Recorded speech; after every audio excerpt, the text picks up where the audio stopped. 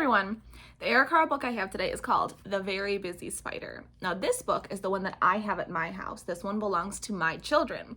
So that's why it is a board book, because my 1-year-old cannot be trusted with books with actual paper pages.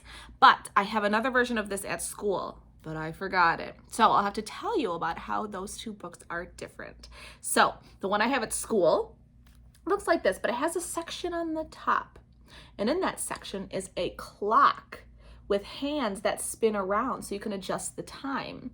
And then the words in this book are a little bit different, and I will explain how. So, The Very Busy Spider by Eric Carle.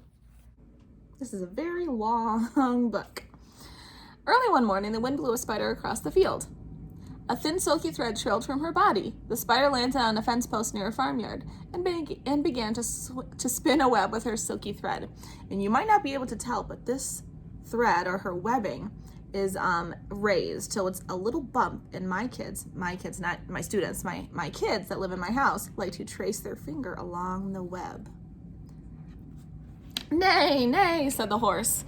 "Want to go for a ride?" The spider didn't answer. She was very busy spinning her web. "Moo, moo," said the cow. "Want to eat some grass?" The spider didn't answer. She was very busy spinning her web. "Baa, baa," bleated the sheep. "Want to run in the meadow?" The spider didn't answer. She was very busy spinning her web. Now, I'm going to pause for a second and tell you how the book I have at school is a little bit different than this book. So instead of it just saying these words right here, it has a little bit extra. It has the words at 10 o'clock. Ba, ba, and then before that it said at 8 o'clock or something like that. And then what you would do, if you were reading this book, you would practice looking at the time and then matching it and spinning the hands of the clock, the minute hand and the hour hand, so you can practice telling time while reading the book. All right, let's get back to it. "Ma, ma," said the goat. "Want to jump on the rocks?" The spider didn't answer. She was very busy spinning her web. Now notice how the thread and the web is starting to form there. And also, I don't know if you noticed something the same on each page. "Oink, oink," grunted the pig. "Want to roll in the mud?" The spider didn't answer. She was very busy spinning her web. "Woof, woof," barked the dog. "Want to chase a cat?" The spider didn't answer. She was very busy spinning her web. "Meow, meow," cried the cat. "Want to take a nap?" The spider didn't answer. She was very busy spinning her web. I think you get the point, huh? "Quack, quack," called the duck. "Want to go for a swim?" The spider didn't answer. She had now finished her web.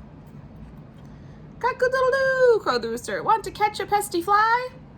And the spider caught that fly in her web, just like that. "Who, who?" asked the owl. "Who built this beautiful web?" The spider didn't answer. She had fallen asleep. It had been a very, very busy day. If you look at this book without thinking of that clock that I was talking to you about, I think Eric Carle made this book to help young kids think about what animals might say and what they might do.